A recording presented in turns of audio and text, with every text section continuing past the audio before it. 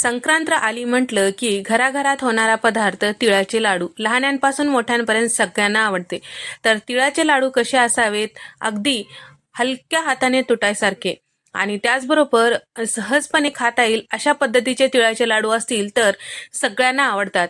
Perfect प्रमाणात कोणती काळजी घेऊन हे लाडू केल्यास अगदी व्यवस्थित होतात आणि लाडूचं मिश्रण कोरडं पडू नये, सुरुवातीपासून ते लाडूचं जे मिश्रण आहे शेवटपर्यंत तसंच राहण्यासाठी काय करायचं, कोणती काळजी घ्यायची ते सुद्धा या व्हिडिओमध्ये सांगितलेलं आहे.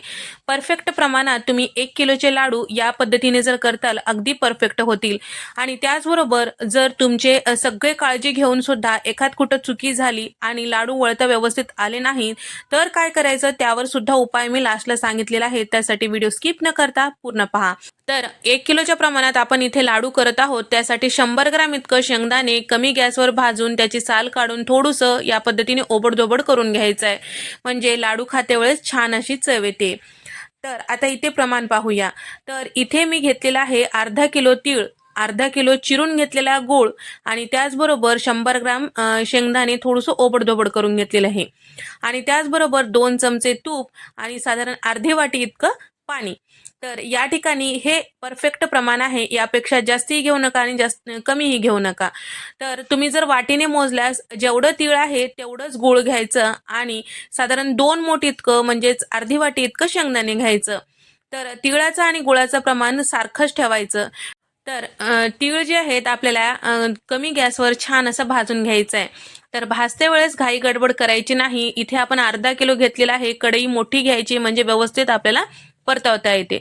तर तीळ कसे भाजायचे, छान असं तडतडेपर्यंत. तडतडणं म्हणजे काय, तर हे जे तीळ आहे थोडंसं उडू लागतं त्यावेळेस समजायचं की आपले जे तीळ आहे छान असं भाजल्या गेलेलं आहे.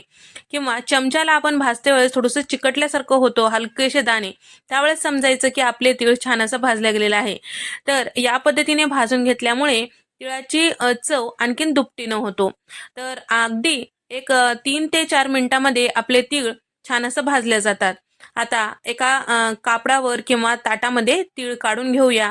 चिरून घेतलेला गूळ घेतलेला आहे. तर इथे मी पिवळसर रंगाचा गूळ घेतलेला आहे. तर तुम्ही काळसर रंगाचा सुद्धा घेऊ शकता, काही हरकत नाही.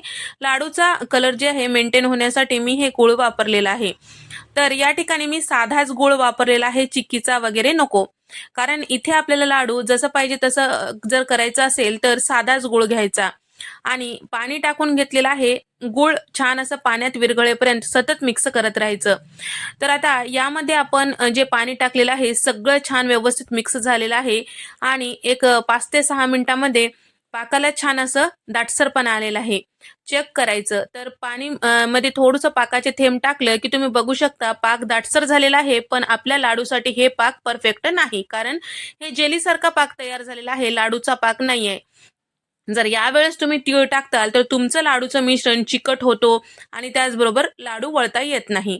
आणखीन एक 2 मिनिटानंतर तुम्ही बघू शकता. तर इथे मी जेव्हा पाक होईपर्यंत गॅस मोठा ठेवलेला होता, त्यानंतर गॅस मध्यम ठेवलेला होता.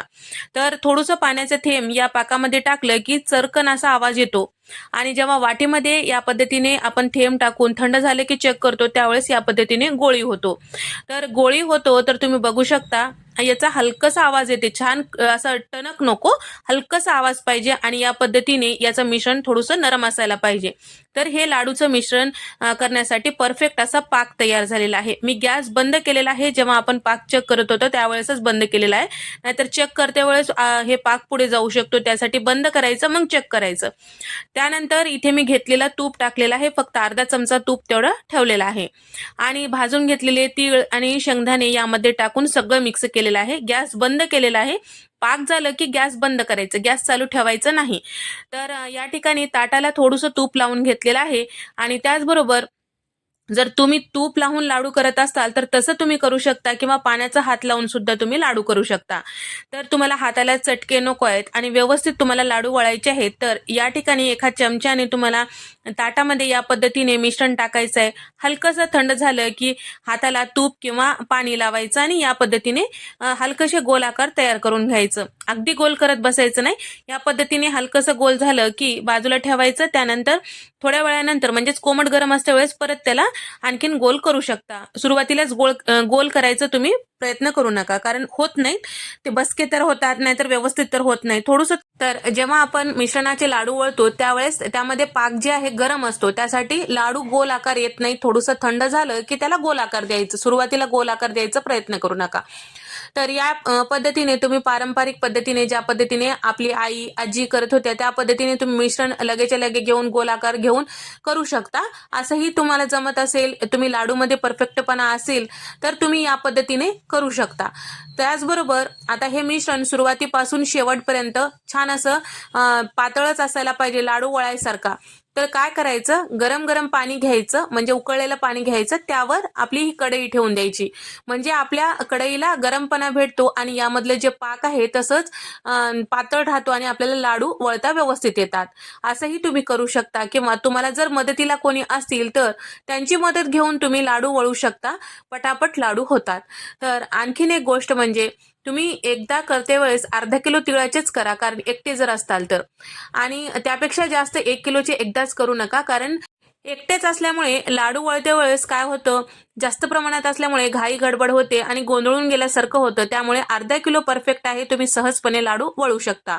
1 किलो करायचं असतील तर कोणाची मदत घ्या, म्हणजे व्यवस्थित तुमचे लाडू वळल्या जातात. आणि 2 टप्प्यामध्ये केलं तरी काही हरकत नाही.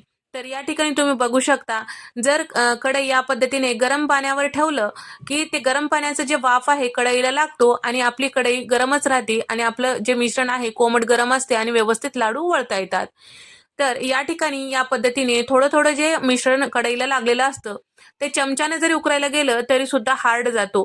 त्यावेळेस काय करायचं, गॅसवर हे कढई ठेवायचं, गॅस चालू करायचं, 1-2 सेकंदासाठी गॅस वर कढई ठेवलं की कढई थोडी गरम होते, त्यावेळेस हे मिश्रण आपोआप सुटून येतो आणि तुम्ही हे मिश्रण वाया न जाऊ देता व्यवस्थित लाडू वळू शकता. तर परत हे मिश्रण व्यवस्थित सुटून गेलं की आपल्याला कढई घासायला सुद्धा सोपं पडतं. तर या ठिकाणी सगळे लाडू या पद्धतीने वळून घेतलेले आहे. आणखीन एक गोष्ट म्हणजे आपण घेतलेल्या प्रमाणानुसार आपल्या इथे 1 किलोच्या वर साधारण 100 ग्राम इतकं वर आपले लाडू तयार झालेले आहेत. हे जे लाडू आहेत करते वेळेस तुमच्या आवडीनुसार आकार छोटा मोठा तुम्ही घेऊ शकता. आणि त्याचबरोबर कोमट गरम असते वेळेस या पद्धतीने परत तुम्ही त्याला गोल आकार देऊ शकता.